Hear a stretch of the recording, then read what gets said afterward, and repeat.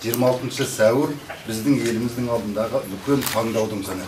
Дәл сол күні біз Қазақстан Республикасының президентін сайлайтын күн. Осы сайлау әрбір қазақстандық азаматтың жүрегін қозғайтын белгілі. Дәл осы сайлауда біз еліміздің келешегіне қалай қараймыз және өзіміздің ертеңгі күніміздің таңдауын қалай жасаймыз деген сауал барлығымыздың алдымызда тұрады.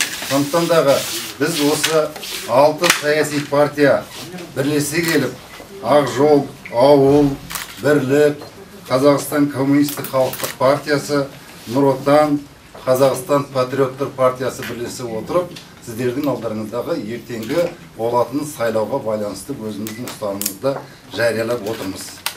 Құрметті алматылықтар, біз 6 саяси партия өкілдері өз қолдаушыларымызға, бүкіл Қазақстанды қоғамға, еліміз үшін аса маңызды оқиға, осы аптада өтетін Қазақстан Республикасы президентінің сайлауын тағы да бір еске салу үшін жиналып отырмыз.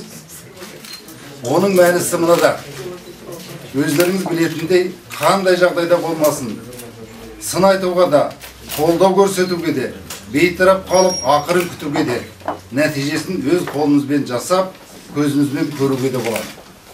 Біз соңғы жолды таңдап отырмыз. 26 сәуірде сіздер тек президентті сайлап қана қоймай, сонымен қатар еліміздегі өмірге деген өз көзқарастарыңызды және оны жақсы жаққа қарай өзгертуге өзіңіз қаншалықты дайын екендігіңізді де танытасыз.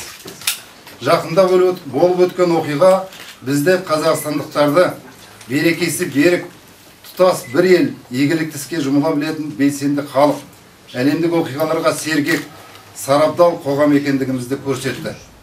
Біздің еліміздің келешегінің қандай болатыны біздің өзімізге байланысты. Біз өз болашағымызды өзіміз таңдаймыз. Біз сайлауға барамыз. Және барлықтарымызда дәл сол күні сайлауда жүздесеміз деп шақырамыз.